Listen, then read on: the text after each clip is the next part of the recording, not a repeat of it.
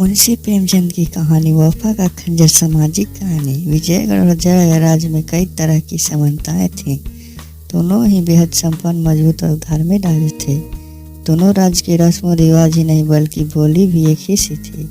यहाँ तक कि विजयगढ़ और जयगढ़ राज्यों की लड़कियों की शादी भी एक दूसरे राज्य में होती थी। अंतर की बात करें तो यही था कि जयगढ़ की कविता विजयगढ़ वालों को पसंद नहीं आती थी और विजयगढ़ वालों का शास्त्र जयगढ़ वालों को धर्म के समान था। दोनों राज्य के लोगों के बीच लड़ाई झगड़ा हमेशा ही रहता था। इन राज्यों में से किसी में भी तरक्की से जुड़ा कोई कार्य होता तो दूसरा राज्य वाला यह समझता था कि उससे उनका नुकसान होगा। ऐसा नहीं है कि इनकी तरक्की के कार्यों से सिर्फ कम पढ़े लिखे लोगों को ही परेशानी होती थी, बल्कि बुद्धिमान लोग भी सिर्फ आपसी ईर्ष्या की वजह से उसे खराब ही कहते थे। विजयगढ़ की एक छोटी सी बात भी विजयगढ़ वालों के बहुत बड़ी होती थी।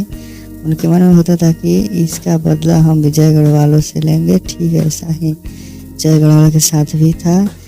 दोनों राज्य इसी कोशिश में रहते थे कि कुछ ऐसा करे कि सामने वाला का अस्तित्व ही खत्म हो जाए।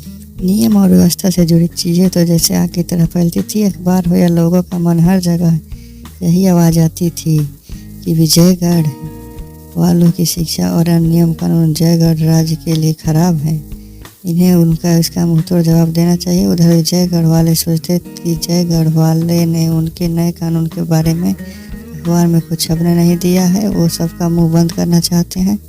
वो यहाँ के सारे मामलों को दबाना चाहते हैं। वो हथियार तैयार करके हमें खत्म करना चाहते हैं। ऐसे में हमारा भी फर्ज है कि हम उन्हें बताएं कि भगवान जिनके साथ होता है उनका कोई बिगाड़ नहीं सकता। जयगढ़ में कई सारे हुनरमंद लोग थे। इन्हीं में से एक नाम था सीरी बाई का। उनकी खूबसूरती के चर्चे चारों तरफ थे। वो जयगढ़ में लोगों की अपनी कला का कायल करने विजयगढ़ की ओर बढ़ गए। उनके विजयगढ़ पहुँचते ही वहाँ के लोग जयगढ़ से दुश्मनी जैसे भूल ही गए थे। विजयगढ़ के थिएटर, नृत्यशाला और बाजार जैसे खाली हो चुके थे। सीरी बाई की कला के लोग इतने दीवाने हो गए कि हर कोई उनके ही ठिकाने की ओर ही दौड़ते थे। सभी लोगों को इस तरह के रवैये की वजह से विजयगढ़ के लोग अपना पैसा ही उस पर बर्बाद नहीं करते थे, बल्कि अपने राज्य को ही बर्बादी की ओर ले जा रहे थे। मनोरंजन का लोगों के लिए केंद्र बन चुकी सीरी बाई को लेकर जयगढ़ के मंत्रियों, पुरोहितों और अन्य सम्मानित लोगों ने यह राय बनाई कि इस नाचने वाली महिला को देश छोड़ने के लिए कहा जाए। विचार करने के बाद सीरी बाई के नाम यह शाही फरमान पहुंचा जिसमें लिखा था कि आपको यहाँ होने से अप्रिय घटनाएं होने की आशंका है। ऐसे में शाही फरमान है कि आप इस देश को छोड़कर चले जाएं। वैसे यह आदेश अंतर्राष्ट्रीय संबंधों के एक कदम खिलाफ था। इसी वजह से सीरी बाई के साथ ही उसके देश जयगढ़ ने भी इस पर आपत्ति जताई। इस फरमान की वजह से जयगढ़ में खामोशी छा गई थी। हर कोई गुस्से में था। कुछ चाहते थे कि विजयगढ़ से बातचीत करके सुलह कर ली जाए और कुछ की मांग युद्ध थी। फरमान आए हुए लगभग एक दिन हो चुका था। लोगों की तरफ से आवाज़ आने लगी, युद्ध युद्ध। यह सब सुनने के बाद युद्ध मंत्री सैयद अस्करी ने कहा कि अब तो लोगों ने भी बता दिया है कि वो क्या चाहते हैं। अब लड़ाई का ऐलान करने में देरी कैसी। इस पर एक सेठ ने कहा कि क्या सारे लोग लड़ने के लिए तैयार होंगे। युद्ध मंत्री ने कहा कि शायद बहुत ज़्यादा तैयार। सेठ ने पूछा कि क्या आपको यकीन है कि फतह मिलेगी। अस्करी ने जवाब दिया, हाँ बिल्कुल यकीन है। तभी लोग आपस में जंग कहते हुए हथियार एक दूसरे को बांटने लगे। ठीक 30 साल पहले भी एक जबरदस्त लड़ाई हुई थी जिसके कारण जयगढ़ हिल गया था। युद्ध में कई सारे खानदान तबाह हो गए थे। सब कोई एक दूसरे के खून का प्यासा हो गया था। उस वक्त पूरा जेल देशभक्तों से भर गई थी। आज़ादी की लड़ाई लड़ने वाले जबाज में मिर्जा मशहूर भी थे। मिर्जा को पूरा दिन जेल में हथौड़ा चलाना पड़ता था और बस आधे घंटे के लिए नमाज की छुट्टी मिलती थी। उसे हमेशा ही अपने बेटे मशहूर की याद आती रहती थी। इस याद में उसका मन करता कि गंगा में डुबकी मारकर भाग जाऊं और अपने बेटे से मिल आऊं। एक दिन यह इच्छा इतनी प्रबल हुई कि वो सही से गंगा में कूद गया। रात भर वो गंगा में गोते लगाता रहा। इसी तरह सुबह वह किनारे तो पहुंचा, लेकिन उसके शरीर में बिल्कुल जान नहीं बची थी। सांसें चल रही थी लेकिन हालत हथौड़े जैसी थी। किसी तरह हिम्मत करके वो आगे बढ़ा और अपने बेटे अस्करी से मिलने के लिए पहुंच गया। फिर 3 दिन बाद मशहूर अपने बेटे अस्करी को अपने गोद में लिए हुए विजयगढ़ पहुंच गया। अपने हुलिया और पहचान बदलकर मशहूर ने मिर्जा जलाल नाम रख लिया। शरीर इतना हट्टा कट्टा था कि उसे सिपाही बना लिया गया और होते होते वो पहाड़ी किले का सूबेदार बन गया।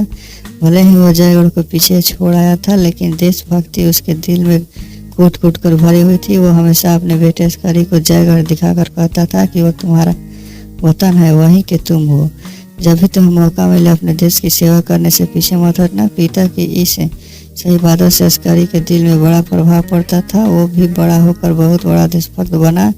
वो सीधे विजयगढ़ से जयगढ़ गया और फौज में भर्ती हो गया और कुछ ही समय अपने युद्ध कौशल से युद्ध मंत्री बन गया।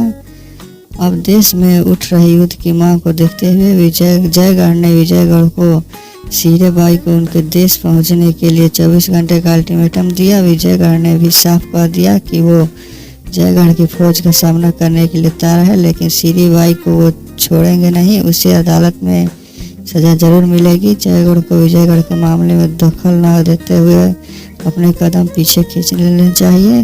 विजयगढ़ से ऐसा जवाब मिलने के बाद अस्करी ने अपने पिता मिर्जा जलाल के खुफिया तरीके से एक पत्र भिजवाया। उसमें लिखा था कि विजयगढ़ से हमारी लड़ाई शुरू होने वाली है। आप सबको जयगढ़ की ताकत का अंदाजा लगेगा। अगर लड़ाई के दौरान आपको कोई आँच आई तो आप उन्हें मेरे द्वारा भेजी गई यह मोहर दिखा देना। वो आपकी किसी तरह का नुकसान नहीं पहुंचाएगा और मेरे कैंप तक ले आएगा।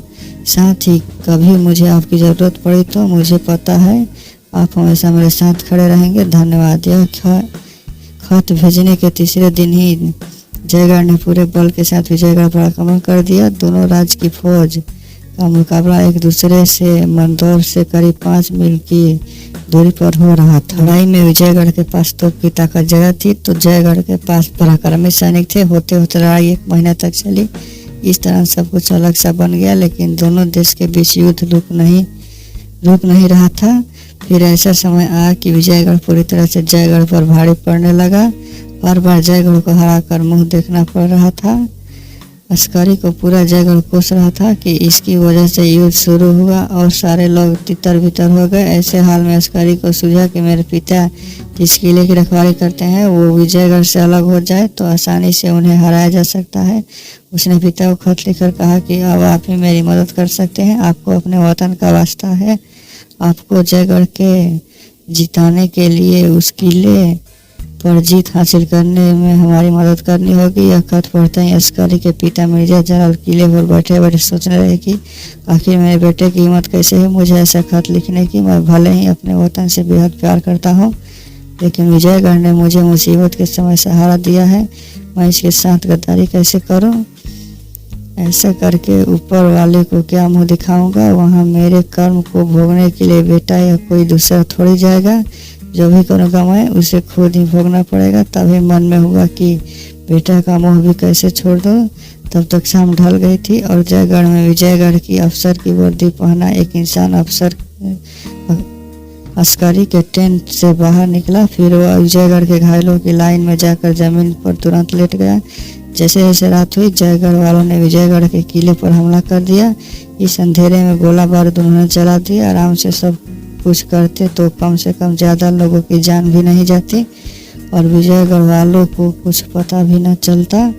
तभी मिर्जा के मन में हुआ कि ये लोग यहाँ तक पहुँचे तो नहीं पाएंगे और अगर पहुँच गए तो मुझे क्या करना चाहिए। फिर मन में आवाज़ आई कि 30 साल से जिस जगह से इज्जत मिली उनके साथ दगा करने की मैं सोच भी नहीं सकता। बस तो क्या करना है वो तो तय ही है। फिर अंदर से आवाज़ आई, क्या दगा करना हमेशा गुनाह होता है? अपने वतन के दुश्मनों से दगा करना गलत होगा क्या? तभी आसमान की तरफ से शोर होने लगा। शायद हवाई जहाज का शोर था। जयगढ़ वाले जीतते हुए नजर आ रहे थे। वो तेजी से किले की तरफ बढ़ रहे थे। मिर्जा के मन में हुआ कि ऐसा करना उनकी गलती है। किले का दरवाज़ा काफ़ी मजबूत है। किले के पास पहुँचते ही वहाँ से बंदूक चलेगी जिनके आगे 1 घंटे भी टिक पाना मुश्किल होगा। मिर्जा ने सोचा कि इतने सारे लोगों की जान क्या मैं जाने दूँ या सिर्फ लोगों की जान जाने से भी ज़्यादा खतरनाक है। जयगढ़ की पूरी सेना यहीं खत्म हो गई तो जयगढ़ की तबाही होना निश्चित है। ऐसा ही चला तो विजयगढ़ कल तक जयगढ़ पर जीत हासिल कर लेगा और मेरे देश की माँ बहनों की ज़िंदगी भी खतरे में आ जाएगी। क्या अपने मजहब और लोगों के विजयगढ़ का इस तरह से निशाना बनने के लिए छोड़ दो? फिर जहरीली गैस किले के अंदर से कैसे आ रही? क्या किसी जयगढ़ वाले ने कुछ किया होगा? ओह, क्या तो यहाँ से सैनिक भेजे जा रहे हैं और किले की छत पर तोपों को चढ़ाया जा रहा है। अब जयगढ़ वालों किले के पास पहुंच गए। विजयगढ़ में होने वाली जयगढ़ियों की दुर्दशा को अब कोई नहीं रोक सकता। काश मैं कुछ कर सकता, मुझसे कोई जबरदस्ती किले की चाबी छीन लेता, कोई मुझे मार डालता। मैं अपने वतन का नाश होते कैसे देख पाऊंगा। मैं बेबस हूँ, मेरे हाथों में जंजीरें हैं, पैरों में बेड़ियां लगी हैं, शरीर का एक एक रोम जैसे जकड़ रहा है। मन में इसी सारी जंजीरों को बेड़ियों को तोड़कर बेटे के लिए किले के दरवाजे खोल दूं। पता है मुझे ये सब गुनाह है, लेकिन अब इससे क्या डरना। जयगढ़ वालों किले के पास बाहरी आक्रमण से बचने के लिए बना एक गड्ढे तक पहुंच गए। अब कुछ नहीं हो सकता। मेरा बेटा अस्कर भी घोड़े में सवार होकर आ रहे हैं। मन में हुआ कि मैं नमक हरामी कर देता हूँ, इससे कुछ नहीं तो कम से कम मेरा बेटा तो बच जाएगा। तभी तो बरसने लगे। मेरा बेटा मेरी आंखों के सामने खून से लथपथ पड़ा था। है मेरा बेटा, मैं अपने वफा पर बेटे को कुर्बान कर डाला। मैं इसका बाप नहीं दुश्मन बन गया। कहानी से सीख। प्रेमचंद की कहानी वफा का खंजर यह सीख देती है कि लड़ाई विनाश लेकर आती है। जितना हो सके युद्ध को टालकर बातों से सीधे सुलझानी चाहिए। दूसरी सीख यह है कि हमेशा अपनी काबिलियत के दम पर ही फैसला लें। अपने रिश्तेदारों पर भी भरोसा करने से कई बार दगा मिल जाती है।